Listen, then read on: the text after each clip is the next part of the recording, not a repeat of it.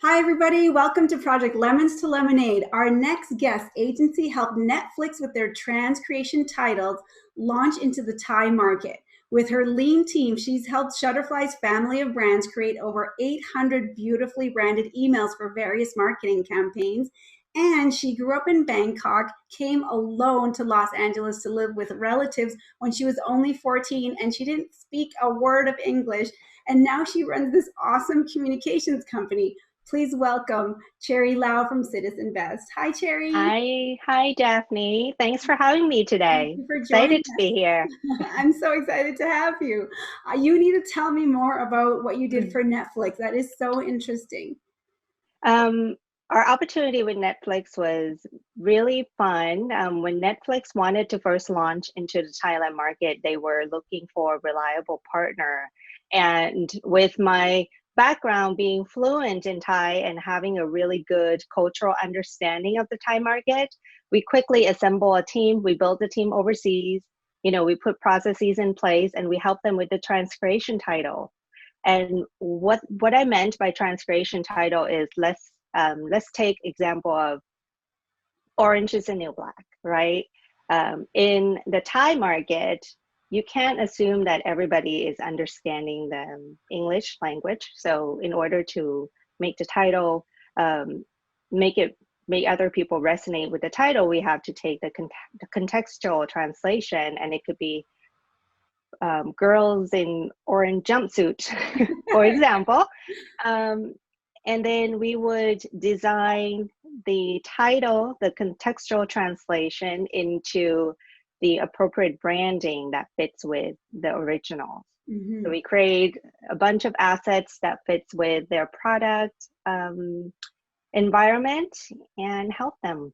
I think we've done over 2,000 or 3,000. I kind of That is lost very count. cool. And Yeah, I and can it's imagine, been 3 years. I can imagine also speaking Spanish that things just don't always translate, and you have to figure out like also the cultural nuances of your culture, right? To figure out what's gonna make sense to them, and then tie it to the original brand. So that's really interesting. Exactly. The nuance is the key because, certain things, certain visual representation, you have to be mindful of it. Yeah, Yeah. and we talked before about how when you came, you didn't speak English, so you actually started noticing different cultural things, and that brings you to where you are today of like why brands need to be visual because there's so much being told with a story without words, essentially. So you teach about that. So tell us a little bit more about how that works. Um, on a personal level, right, for me, when language was a challenge, I really tuned into noticing all of the nuance, all of the visual representations, and it sort of set focus for me to really tune into all of those details.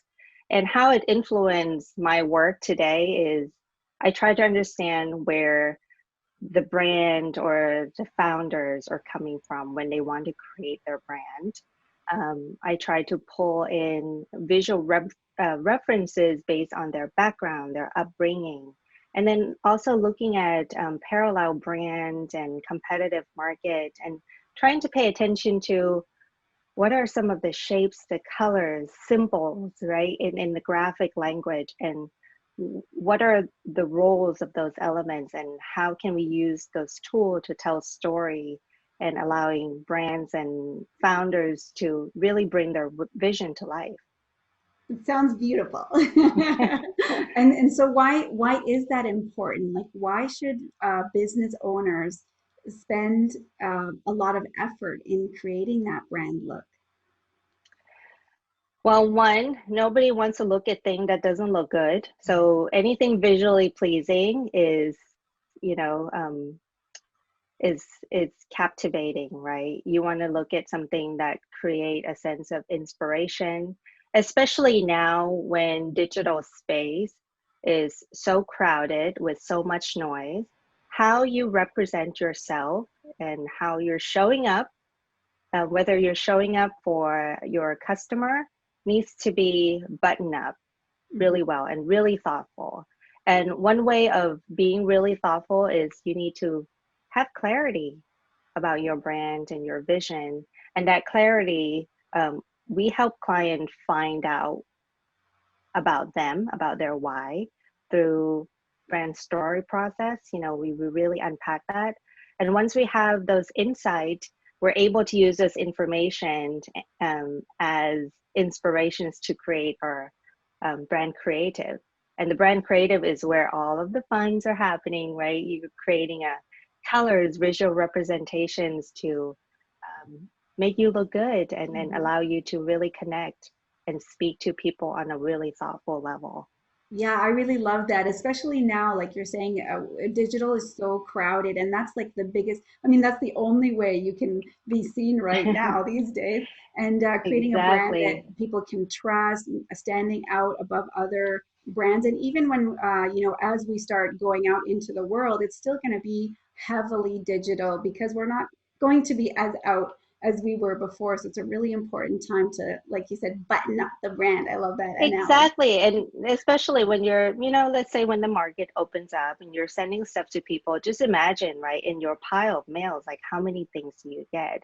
As you walk outdoor, how many signs do you see? And like, I think every brand needs to make sure that their messaging is coming across really clearly, Mhm. right? And it's about saying the right thing at the right time, showing the right thing at the right time. Show things that you mean what you meant to say, right? I think we Yeah. all have a tendency to maybe share too much because we have good intention of sharing too much, but sometimes it's not the right time to do so. Yeah, exactly. Yeah, and there's again there's that huge level of trust that gets conveyed subliminally with branding. Exactly, exactly. Yeah. There's a lot of intangible Yes, things that exactly. inspire your action, right? Once you pick a brand, that's everywhere. So Yeah. what's that first step that needs to happen for entrepreneurs? Really go back to the strategy, right? Why does your company exist? Why do you do what you do? And then um, boil it down to the most important things and really tap into the essence of what does your brand stands for, right? We go through the process of uncovering that. I personally like to use the term it's your brand DNA, right? I But love that. it's once we get to that point, it's what inspired me, as a creative director and as the founder myself, inspired me to take that information and really visualize it and look ahead and create something that is captivating and aspirational, but still stay true to the brand's or the founder core values. So take a step back, and sometimes it's okay to pause, right? Everybody is trying to do Yeah. something really fast right now, but fast doesn't mean good, Doesn't mean right? lasting. Pause, exactly, pause, be strategic, be thoughtful, and really take the time to kind of assess. I love that. It's a very strategic approach. A lot of entrepreneurs, business owners don't know how important the strategy around brand is, and you really break it down and you're like, hey, go back to your core of why you exist. That's what Mhm. your brand should represent, and just really, taking it kind of step by like a methodical DNA approach to create. Exactly. And it's not an easy thing, I get it, especially if you're so close to your Mhm. brand, right? You're so close to it and you have a million things going through your mind. I have been offering to help a lot of people during this time and said, hey, if anyone wants to just get a sounding board, for me, like I don't mind just chatting because for me it's just chatting and meeting new people and helping other people. It feeds my soul personally. So Thank you, Cherry. Thank you for joining us today, Cherry. It's been awesome. thank you, Daphne, for having me today. Super fun. Super fun. Thank you.